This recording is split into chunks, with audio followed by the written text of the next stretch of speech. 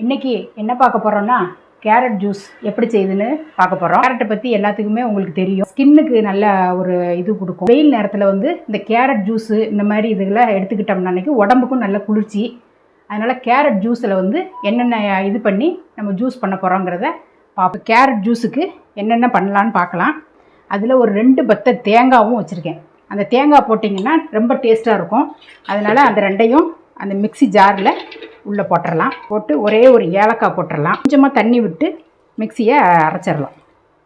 அரைச்சிட்டு கொஞ்சம் தரிப்பி ஒரு டம்ளர் பால் கிட்ட ஊற்றணும். இந்த அளவுக்கு அரைச்சிட்டு இப்போ பாலை ஊற்றிக்கலாம். பால் ஒரு டம்ளர் பால், நல்லா திக்கான பாலை உள்ளே ஊற்றிட்டு இப்போ சர்க்கரை போட்டுட்ருக்கேன். சர்க்கரை வந்து ஒரு 3-4 டீஸ்பூன் போட்டிருக்கேன். இன்னும் ஒரு 2 டீஸ்பூன் உங்களுக்கு இனிப்புக்கு தகுந்த மாதிரி தேவையானதை நீங்கள் போட்டுக்கோங்க. நான் ஒரு 6-7 ஸ்பூன் கிட்ட போட்டிருக்கேன். இப்போ பாலும் சர்க்கரையும் போட்டு அரைச்சி எடுத்துகிட்டு வந்துட்டோம். இதை வடிகட்டிக்கலாம். ஜூஸ் வடிகட்டியில் இதை வடிகட்டியாச்சு. இப்போ வந்து கேரட் ஜூஸ் வந்து ரெடி ஆயிடுச்சு. நம்ம என்னென்ன போட்டு அரைச்சோங்கிறது பார்த்துருப்பீங்க. இது வந்து நல்ல டேஸ்ட்டாக இருக்கும். அந்த ஏலக்காவோட வாசனை வந்து செம்ம டேஸ்ட்டாக இருக்கும். இப்போ வந்து நான் வந்து ஐஸ்க்கு உடனே குடிக்கிறாருன்னா அன்னைக்கு ஐஸ் க்யூப் போட்டு குடிச்சிக்கலாம். அப்படி நான் வந்து கொஞ்சம் காலையிலேயே அரைச்சதுனால மத்தியானம் குடிக்கிறதுனால இப்போ ஃப்ரிட்ஜில் கொண்டு வச்சு அப்புறமா குடிக்க